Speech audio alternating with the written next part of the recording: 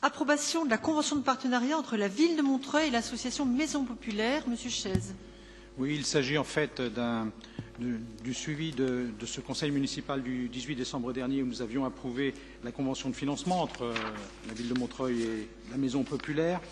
Et vous savez que cette convention évoque la mise à disposition des locaux qui sont situés 9 rue Dombasle. Compte tenu de l'incendie et du sinistre consécutif donc, à cet incendie de juillet 2008, il convient de limiter la durée de la convention à 1 an et d'adapter les locaux justement en fonction de ce que je viens d'évoquer. C'est pourquoi je vous demande, mes chers collègues, de bien vouloir prendre les décisions suivantes. Annuler la délibération qui avait été votée le 18 décembre, d'approuver la nouvelle convention qui est annexée, que vous avez lue, et je rappelle que la subvention de 529 000 € sera versée naturellement au titre de l'année 2009. Oui, pas de piège dans cette délibération. Nos services sont en train de travailler effectivement sur les moyens à mettre en œuvre pour permettre de restaurer de bonnes conditions de travail pour les personnels et de bonnes conditions aussi pour les personnes qui fréquentent la Maison Populaire. Mais il nous a semblé important de préciser que la liste qui avait été donc adoptée par le conseil municipal précédent des locaux mis à disposition de la Maison Populaire n'était pas exactement celle-ci, compte tenu de l'impact du sinistre qui a eu lieu le 24 juillet 2008. Y a-t-il des interventions, Monsieur Le Checker?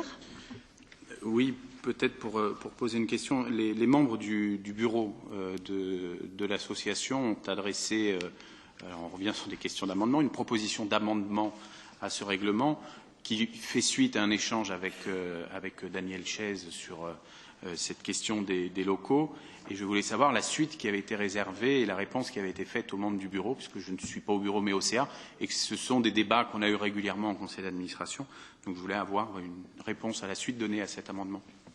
En fait, la réponse, elle figure de façon très pratique dans le rapport qui vous est proposé, puisque d'habitude, les conventions avec la Maison Populaire étaient des conventions de 3 ans. Et donc, le fait qu'on ait souhaité, sur cette liste de locaux limités à ce qui est aujourd'hui fonctionnel, préciser que la convention était d'1 an seulement, constitue en même temps un engagement à faire en sorte que, dès la fin de l'année, on puisse apporter une meilleure réponse à la Maison Populaire. Donc l'idée est bien on continue le travail technique. L'amendement qui a été proposé par la Maison Populaire ne nous paraît pas idéal. En effet, il précise qu'on travaille à la reconstitution des surfaces rendues indisponibles.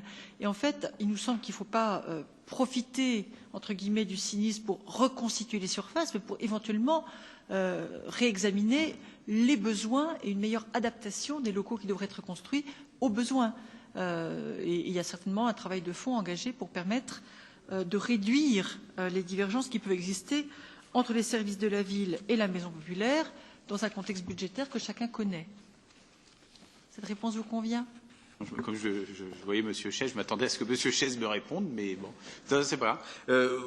Oui, ça me convient en partie. Je crois que le souci... Non, attendez, j'ai le droit de parler quand même au conseil municipal. Mais oui, mais je m'adresse à Daniel Chaise et c'est Dominique Bonnet qui me répond. Je suis un petit peu surpris. C'est tout, c'est pas grave. Vous avez une équipe parfaitement homogène. Et je vous ai écouté et j'ai bu vos paroles. Mais je crois qu'il y a de la part, et je voudrais le dire ici, puisque Daniel Chaise n'était pas là puisqu'il était souffrant, mais Serge Aziza et Johanna Reckers étaient présents à ce conseil d'administration. Je crois qu'il y a eu des tensions palpables au moment de l'Assemblée générale, regrettables et regrettées par tout le monde, que ça a fait l'objet d'une discussion au conseil d'administration et que je crois que la responsabilité de l'ensemble des membres du conseil d'administration, y compris sa présidente et, à titre technique, sa directrice, a été que sur ces sujets-là, nous puissions arriver à une situation normalisée. Et sur la question des locaux, effectivement, alors vous répondez, mais en partie, parce que je ne suis pas pour dire reconstitution par reconstitution, on n'en est pas là pour savoir si c'est à l'identique ou pas à l'identique. Je crois que le souci, c'était de mettre dans la convention simplement que la ville s'engageait à ce que les surfaces qui étaient à disposition jusqu'à présent resteraient les mêmes. Voilà, bon, la délibération, le rapport prévoit que la convention, pour 1 an, est rédigé en attendant que les services techniques de la ville étudient différentes hypothèses concernant l'amélioration des conditions de travail du personnel. Ça me paraît explicite quand même. On n'est pas en train de jouer au plus fin encore une fois, mais on préfère se rapprocher de la vérité. Et il se trouve que la liste des locaux qui avait été votée au dernier Conseil n'était pas la bonne. S'il n'y a pas d'autres interventions, je mets aux voix cette délibération. Qui est contre? Qui s'abstient? Elle est adoptée à l'unanimité. Et j'ai oublié de préciser que, bien sûr, Daniel Chaise, Jamila Saoum, Jocelyne Ricker, Serge Aziza et Gaylord Le Checker ne participent pas au vote puisqu'ils sont membres du conseil d'administration.